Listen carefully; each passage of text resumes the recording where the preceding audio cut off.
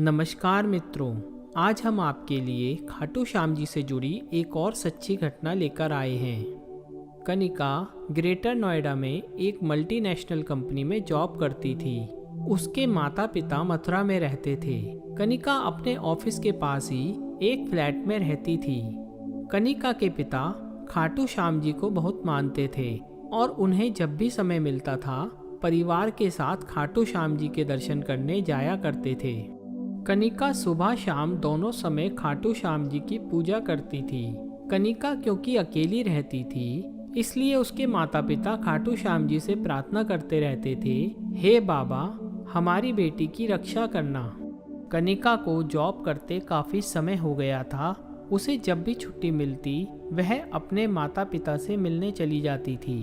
कुछ समय बाद कनिका के पिता ने हरिद्वार जाकर गंगा स्नान करने का निश्चय किया। उन्होंने कनिका से पूछा, पर ऑफिस में ज़्यादा काम होने के कारण कनिका ने कहा, आप दोनों चले जाइए, मुझे छुट्टी नहीं मिल पाएगी। कनिका के माता पिता हरिद्वार चले गए। बीच बीच में कनिका उन्हें फ़ोन करके हालचाल पूछती रही। उन्होंने अच्छी तरह गंगा स्नान किया और रात में मथुरा की बस में बैठ गए। कनिका ने सुबह जब फ़ोन किया तो उसके पापा का फ़ोन स्विच ऑफ आ रहा था। उसने देखा कि पापा ने घर पहुंचकर उसे फ़ोन भी नहीं किया है। कुछ समय बाद उसने अपने पड़ोस में रहने वाले पापा के दोस्त को फ़ोन करके उसके घर जाने के लिए कहा। तब उन्होंने बताया कि बेटा आपके मम्मी पापा तो आए नहीं, घर पर तो ताला लगा है। कनिका को चिंता होने लगी। उसने कुछ समय इंतजार किया और वह घर पहुंच गई। दोपहर तक उसके माता पिता नहीं आए।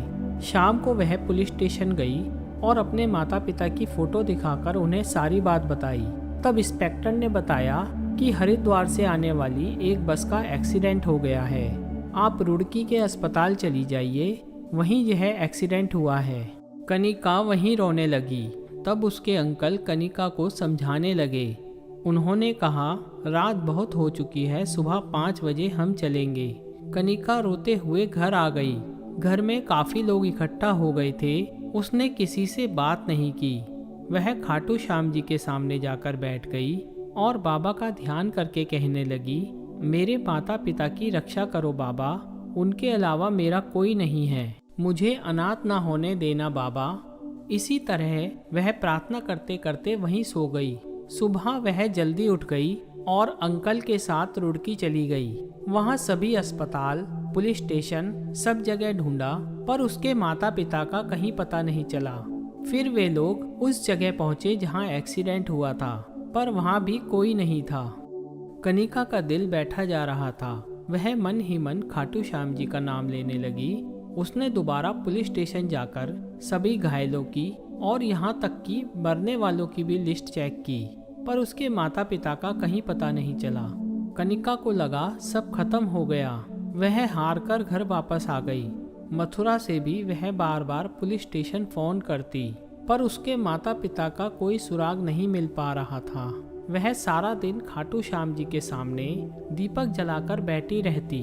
घर में कुछ रिश्तेदार आ गए थे जो उसे संभाल रहे थे, पर वह किसी से बात नहीं करती और सारा दिन मंदिर के सामने बैठी रहती थी। इसी तरह 5 दिन बीत गए। छठे दिन सुबह 7 बजे उसके पिता का फ़ोन आया कि वे मथुरा बस स्टैंड पर बैठे हैं, तुम गाड़ी लेकर आ जाओ, यहाँ कोई सवारी नहीं मिल रही है। कनिका को विश्वास नहीं हुआ।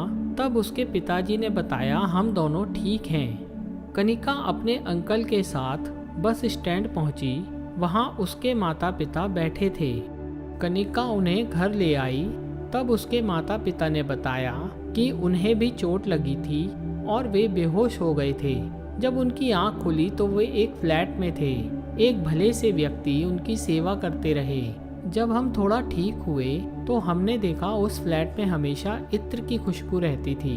जब हमने उनसे पूछा तो उन्होंने बताया कि वे खाटू श्याम जी की पूजा करते हैं और उन्हें इत्र लगाते हैं, उसकी ही खुशबू है।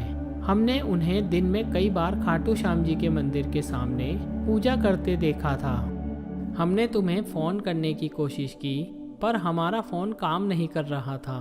कल रात उन्होंने हमें मथुरा की बस में बिठा दिया और हम यहाँ आ गए।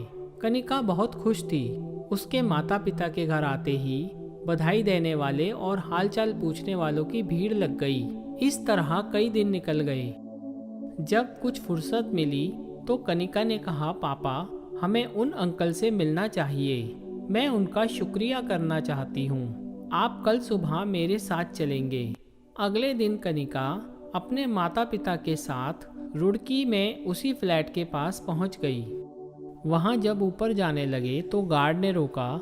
तब कनिका ने बताया कि उन्हें तीसरी मंजिल पर रहने वाले अंकल से मिलना है। इस पर गार्ड ने कहा, यह बिल्डिंग तो पिछले 1 साल से खाली है, यहाँ कोई नहीं रहता। कनिका ने अपने पिता से पूछा, आप गलत जगह तो नहीं ले आए? तब उसके माता पिता ने कहा, नहीं बेटी, हम इसी बालकनी में बैठकर यहाँ का सारा नज़ारा देखते थे। कनिका ने गार्ड से आग्रह करके तीसरी मंजिल पर चलने को कहा। वहां जाकर देखा कि कोई नहीं था। उसके पिता ने जब वह कमरा खोला जहां खाटू श्याम जी का मंदिर था, तो उन्होंने देखा वहां खाटू श्याम जी का मंदिर है और इत्र की खुशबू आ रही है। कनिका ने कहा, पापा, खाटू नरेश ने खुद आपकी सेवा करके आपको नई जिंदगी दी है। वे खुद आपका सहारा बनकर यहाँ रहे। तीनों की आंखों से आंसू बह रहे थे। उस दिन से उनका श्याम बाबा पर विश्वास और बढ़ गया। हे खाटू श्याम जी, अपने भक्तों पर सदा आशीर्वाद बनाए रखना, यही हमारी प्रार्थना है। जय श्री श्याम। दोस्तों, आपको ये वीडियो कैसी लगी हमें कमेंट बॉक्स में ज़रूर बताएं और इसे अपने मित्रों के साथ शेयर करें। साथ ही हमारे चैनल कथा अमृत को सब्सक्राइब करें। धन्यवाद।